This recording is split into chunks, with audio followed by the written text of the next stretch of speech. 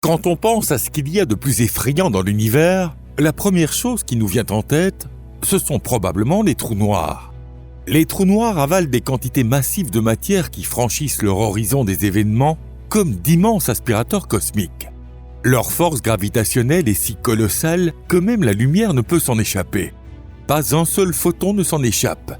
C'est précisément pour cela qu'on les appelle trous noirs. Une obscurité totale et absolue. Peut-il exister quelque chose de plus sombre encore qu'un trou noir ? Bonjour à toutes et à tous. Eh bien, en réalité, oui. Et cette chose pourrait bien être ce que l'on appelle une singularité quantique. Vous êtes sur la chaîne Perduchan. Et aujourd'hui, nous allons justement parler de ce sujet fascinant.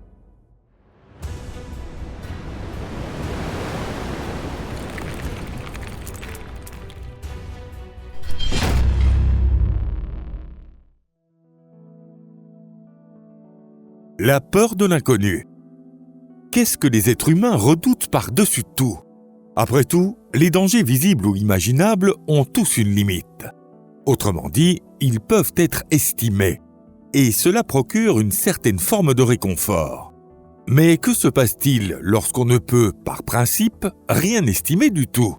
L'incertitude, c'est elle la plus grande des peurs.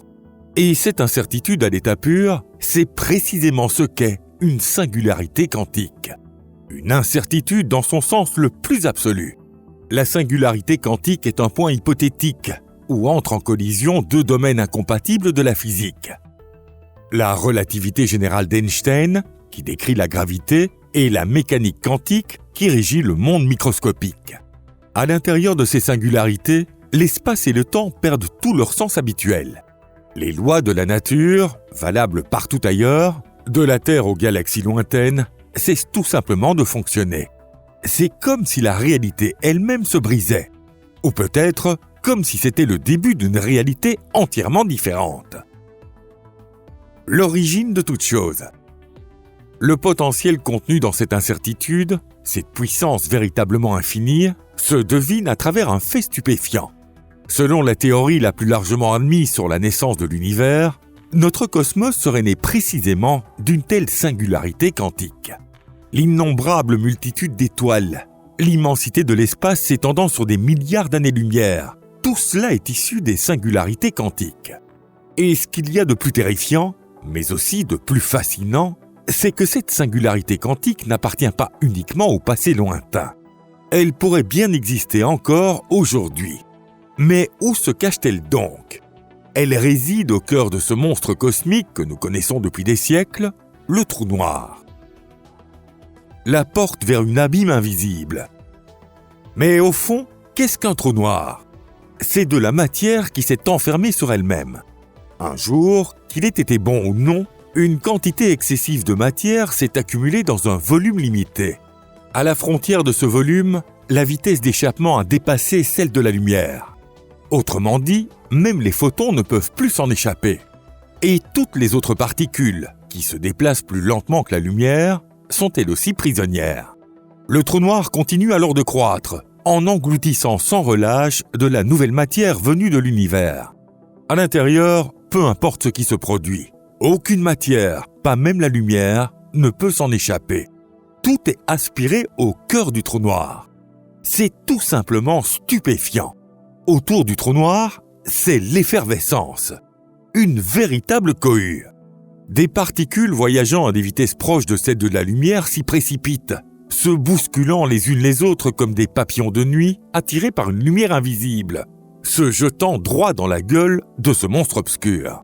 Entassées de façon extrême, ces particules s'échauffent et se mettent à briller, principalement dans le domaine des rayons X. C'est précisément cette structure lumineuse en forme de disque que les scientifiques ont nommé le disque d'accrétion. La matière continue de tomber inexorablement dans le trou noir. La gravité du trou noir ne cesse d'augmenter, écrasant la matière avec une force toujours plus grande. Jusqu'à ce qu'en son centre, la densité atteigne enfin une valeur critique. C'est ce qu'on appelle la densité de Planck. Elle se calcule selon la formule suivante. Ici, c'est la vitesse de la lumière, h bar est la constante de Planck réduite, et g, la constante gravitationnelle universelle. À une telle densité, les distances deviennent plus petites que la longueur de Planck, soit 1,6 fois 10 exposant moins 35 mètres. Une distance que la lumière traverse en 5,4 fois 10 exposant moins 44 secondes. C'est ce qu'on appelle le temps de Planck. Mais que signifie tout cela sur le plan physique ? Vous vous souvenez du principe d'incertitude d'Heisenberg ? Il stipule qu'il est impossible de connaître en même temps la position exacte et la quantité de mouvement d'une particule. La longueur de Planck et le temps de Planck correspondent précisément à cette échelle, à laquelle, à cause du principe d'incertitude d'Heisenberg, l'incertitude dépasse la taille même des objets mesurés.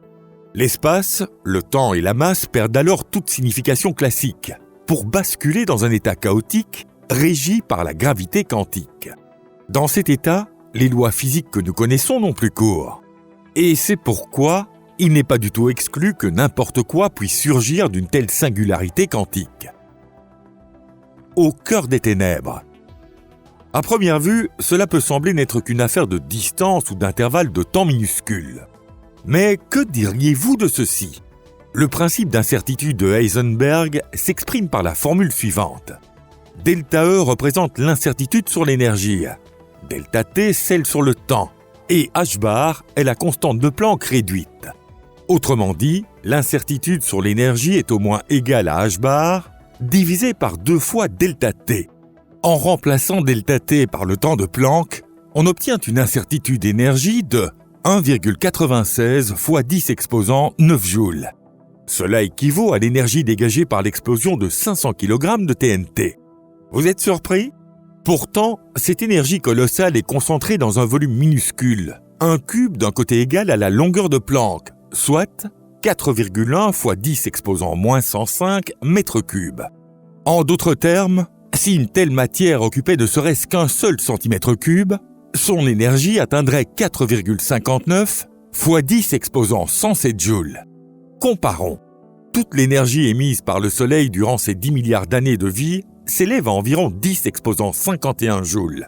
Autrement dit, un simple centimètre cube de matière à densité de Planck contiendrait assez d'énergie pour créer un nouvel univers, ou bien pour anéantir le nôtre en une fraction de seconde.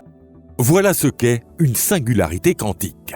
Je le répète encore une fois, nous n'avons aucune idée de ce qui se passe dans cette région de l'espace, ni de ce qui pourrait en surgir à tout instant. Tout ce que nous pouvons faire pour l'instant, c'est estimer l'énergie titanesque qu'elle renferme, et espérer qu'elle ne décide jamais de se libérer. Le trou noir ressemble à une toile d'araignée cosmique, capturant tout ce qui s'approche. Et au centre de cette toile, il y a l'araignée, la singularité quantique. Une araignée qui dévore tout ce que sa toile capture et qui devient chaque fois plus puissante. Une menace imprévisible. Ce qui rend la singularité quantique si terrifiante, ce n'est pas seulement l'incertitude liée à sa puissance destructrice. C'est aussi que cette puissance est, par nature, totalement incontrôlable. Nous ignorons comment la prévoir, si elle peut être reproduite, ou si elle pourrait être réveillée par pur hasard. C'est là que réside la différence fondamentale avec toutes les autres menaces de l'univers. Comètes, supernovas ou même sursauts gamma, aussi complexes soient-ils, ils obéissent à des lois que la recherche a permis de mettre en lumière. Nous pouvons prédire leur comportement, construire des modèles mathématiques et concevoir des moyens de nous en protéger. Mais face à un objet qui n'obéit à aucune loi connue, comment pourrions-nous espérer nous défendre ? Certains scientifiques pensent que, si l'humanité parvenait un jour à maîtriser la gravité quantique, ces singularités pourraient devenir une source d'énergie colossale, ou même un moyen de voyager à travers l'espace et le temps. Cela vous semble tiré par les cheveux ? C'est peut-être bien le cas.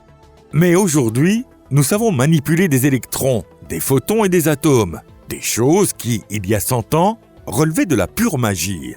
Alors, cela signifie-t-il qu'un jour, nous pourrons apprivoiser même une singularité quantique ?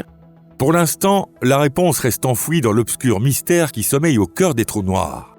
Un monstre silencieux, invisible à nos yeux. Nous ignorons combien de telles singularités se cachent dans l'univers. Et nous ne savons ni quand, ni où l'une d'entre elles pourrait soudain surgir. Une seule certitude demeure. S'il existe dans l'univers un point totalement inconnu, ce ne peut être que la singularité quantique. Bien entendu, les scientifiques ne cessent d'essayer de percer ce mystère. Des théories comme la théorie des cordes, la gravité quantique à boucle ou encore le modèle de l'écume quantique ont été proposés. Alors, ne considérez pas ces recherches comme de simples exercices intellectuels. Ce ne sont pas des jeux de l'esprit, car en réalité, elles détiennent peut-être la clé pour comprendre l'origine ou la fin de l'univers. Si cette vidéo vous a plu, pensez à cliquer sur j'aime et à la partager sur vos réseaux sociaux.